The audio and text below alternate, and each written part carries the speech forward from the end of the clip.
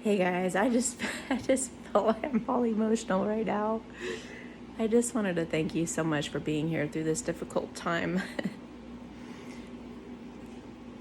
Yeah, I can't imagine what you guys must be going through.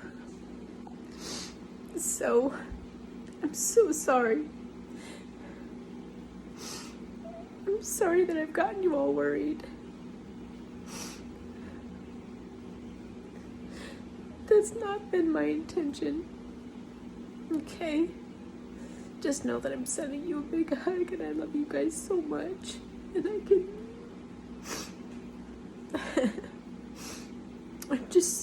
I'm so grateful for you beautiful people. I mean, so many of you have been watching me for years, and I know I can hear it in your voice when you guys get readings and talk to me that you can't hardly talk about it. And it's just know that beautiful things are ahead, okay? Just know that you're going to be celebrating with me on the other side of this, and we're going to be like, maybe we'll even meet someday and give each other the biggest hug ever, and you'll be able to say, like, I was there, I watched every video you put out at that time, and I was so proud of you, you know? So, this has by far been the most difficult thing I've ever been through, but at the same time, it's like, it's shown me just how strong I am, just how powerful I am, and how special I am to God. And I'm humbled by that, you know? I'm just truly honored that God chose me to lead the charge. As horrible as it's been, I'm really happy that He trusted me with this mission. And I want to encourage all of you in your own way, however you can be courageous. Please do that in your own life, however that is, you know? I hope you're learning to stand up and not take it. Stand up and get strong and know you're capable. Oh, honey, I'm sorry. You know, they're sneezing. It turns out that whatever they breathed in, or we all breathed in, was benzene. I don't even know how you get benzene or find benzene. But anyway, I just wanted to look for everything you can be grateful for, no matter what situation you're in. You guys, there are incredible times ahead, and I'm so looking forward to so much. It's going to be so wonderful. And you guys too, you know, and you're probably never going to have to face a time like I've been through, but just stand up and be strong, okay? You know, it's a really good thing I started fighting for my sovereignty before all of this, because I really, you know, I planted myself in my own jurisdiction of privacy. I'm a private woman living in the private. I'm separate from their system, and I should be treated as such, you know? And I fought hard for that. I fought very hard for that. I even took a real hit to my credit score. I was like at a 872 or 873 in my credit score, and I was like 5 something. But I did it because I knew it was the right thing to do. You know, we have to push against this right now, and you know, oh, God left it up to me to do this in my own little corner of the world, and just thank you for being here with me. I'm so incredibly grateful. I'm so incredibly grateful. And right now, I've got a little sweetheart sneezing and rubbing on my leg. And I'm making some asparagus, Vidalia onions, and what's the other thing I have in there? I might put potatoes in there. It might be too late for that. I forget what else I threw in. Some mushrooms. Anyway, I'm really looking forward to my meal tonight.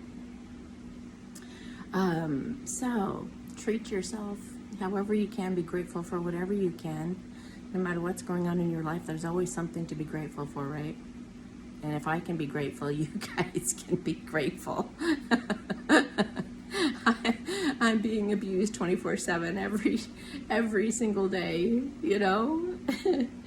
But that's okay, because it's worth it, because we're gonna have the victory, and it's, you know, it's gonna make some really wonderful changes in this world. Also, I just wanted to say that I know that there's supposed to be a private investigator that's going to be approaching me God has asked me not to be defensive with you. You might look like an authority figure. So the more that you're not dressed like an authority figure, the less defensive I might be. I am a friend of the state. So, so if you see me out in public and you do want to have a cordial conversation with me, or just a frank conversation with me, then I would suggest two approaches. One of them is, hey, Amy, I'm on your side. I'm a private investigator. And that would immediately turn me around and have me shake your hand and say, okay, what do you want? What do you need? What can we do to work together? You know, what do you got to say? Because I'll be like all about it. So please say that before you even ask me to turn around, because otherwise I might just keep walking, okay? Because I know the name that they call me is not the same name as I am. It's because I'm a private woman, all right? So make sure that you say that you're on my side and that you're a private investigator, and that will get my attention and I will listen to you, okay? And nobody else try that lie, because if I see you in a cop uniform, I will know you just lied to me. And I will, get out of there. And the only reason, by the way, those cops that came to the house for the last time I asked God, I was like, well, why in the world did you have me open up the door to those guys again? Like, for fuck's sake. They're obviously trying to set me up. They were paid to do this. Like, why would you have me do that? And he said, I wanted to give them one last try. I wanted to give them one last chance. And they failed. But they can make it right somehow if they try to rectify things with you somehow, okay?